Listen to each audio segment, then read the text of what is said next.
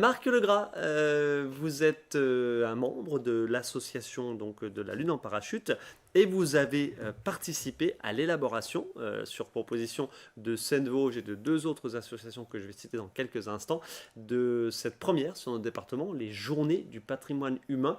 Donc Journée du patrimoine humain sous forme de bibliothèque vivante.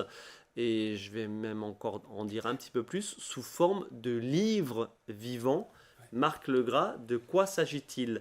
20 rendez-vous, c'est samedi 25 et dimanche 26 mars sur Épinal et sa proche agglomération. Et sa proche agglomération, effectivement, il va exister 20 bibliothèques dans lesquelles vous pouvez vous inscrire pour essayer de rencontrer des livres vivants, puisque vous 20 l'avez lieux compris, qui deviennent des bibliothèques. les lieux deviennent des bibliothèques dans lesquelles vous allez vous retrouver finalement dans la même configuration que dans une bibliothèque classique. Ouais. Vous allez rencontrer des livres, bien évidemment, puisque c'est quand même la base de l'activité. Il y aura des bibliothécaires, dont je fais partie, qui vous accueilleront, qui vous permettront de rentrer en relation avec les livres. En temps normal, vous n'êtes absolument pas bibliothécaire, que C'est les choses soient exact. bien claires. Nous sommes bien d'accord. Moi, pour l'instant, j'interviens dans cette organisation au titre de la Lune en parachute parce que nous aussi, nous avons une mission de contact, de relations humaines au regard de l'art contemporain. Et nous avons la chance d'être hébergés dans un lieu qui a beaucoup de valeur, à mon sens, sur Épinal, c'est la Plomberie, qui sera donc le cadre de cette bibliothèque.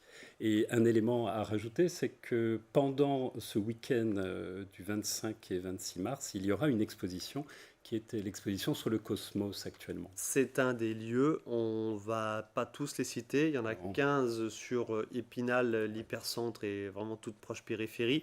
Et je vais citer, donc vous avez parlé de la Lune en parachute, je vais citer le centre Léo Lagrange, le café 3e Rive, rue Maréchal Lyotet, l'EHPAD de l'Offremont, la MJC Savouret, le Secours catholique. On peut aussi citer les locaux de Agir Ensemble et de la Ligue des droits de l'homme à Épinal.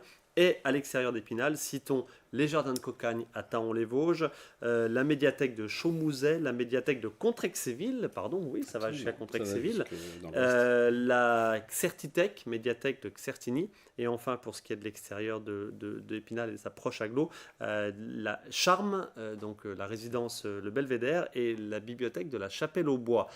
Qu'est-ce qu'il va se passer dans tous ces lieux, Marc Legras? On va pouvoir choisir un livre. Exactement. Vivant. Alors, ce qui est déjà très impressionnant, parce que là je rebondis un tout petit peu sur ce que vous venez de dire, c'est que vous voyez que pour une première expérience dans ce cadre, dans les Vosges, 20 bibliothèques ont été spontanément quasiment créées. Hein. Le contact a été rapide. Et chaque bibliothécaire avait une certaine mission, ou chaque association qui va gérer finalement ou chapeauter l'opération, avait la mission d'aller rechercher des livres. Donc il y a aussi, il faut le citer, les 150 livres. Hein. Donc qui sont 150 personnes. 150 livres humain, ici, nous sommes bien d'accord. Et quand vous rentrerez dans chacune de ces bibliothèques, vous aurez la possibilité de rencontrer votre livre qui vous accordera pendant 15 minutes, 20 minutes, donc un parcours de vie, qu'il soit amoureux, pourquoi pas, dramatique, sportif, de voyage, de tourisme, pourquoi pas. On est pas. sur toutes les thématiques. Toutes les thématiques professionnelles. Uniquement du vécu. Du vécu. Nous sommes bien d'accord qu'il ne s'agit pas d'un spectacle de théâtre, même si, à minima, on a une scène, on aura quelques chaises, d'accord, quelques lieux dédiés, et il n'y aura pas d'acteur, il y aura votre voisin, il y aura un tel que vous allez rencontrer. Voilà. Exemple. Exemple. On va en citer quelques-uns. Bien sûr. Sviatlana, donc, qui interviendra, j'ai envie de dire qu'il ira, mais non, ce ne sera pas de la lecture, qui comptera, mais c'est pas de la fiction. Qui racontera. Qui racontera, voilà, mais on est sur du réel. Qui racontera donc au centre Léo Lagrange, je vous fais le résumé de son récit.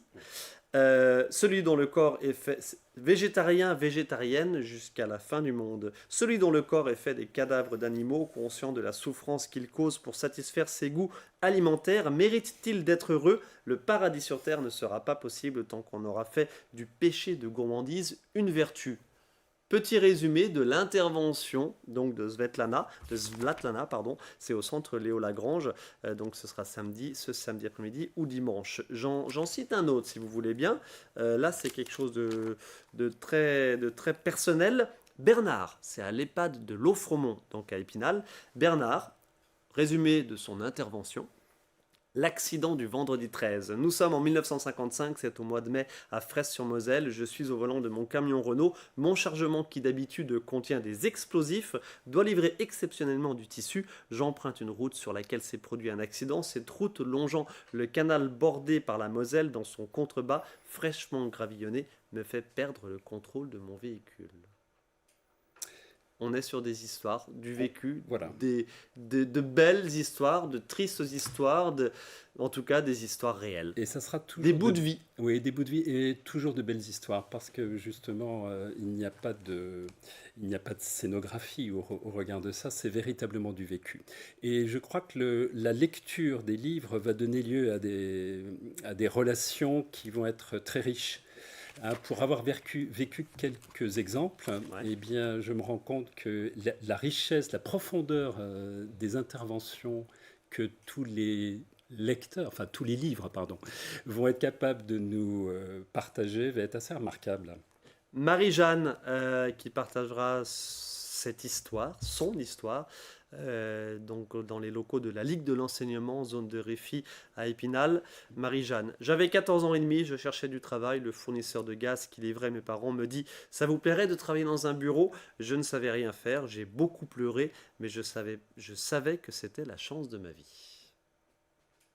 Marc Legras, 150 personnes qui vont nous raconter un bout de leur vie. 150 livres, vous vous rendez compte sur le département et Ouais. pour cette première expérience. Alors je ne vous cache pas que Seine-Vosges m'a laissé entendre que pour l'année prochaine, ils ont des ambitions bien plus importantes d'arriver à 50 bibliothèques et puis peut-être 300 voire 400 livres.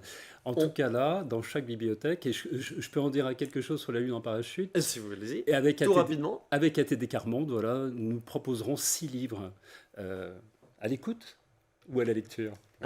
Toute la question est là. Toute la question est là. Les deux associations dont je vous ai parlé tout à l'heure qui ont participé à l'élaboration de cette première sur notre département, l'association Mirador et l'association La Langue de Travers.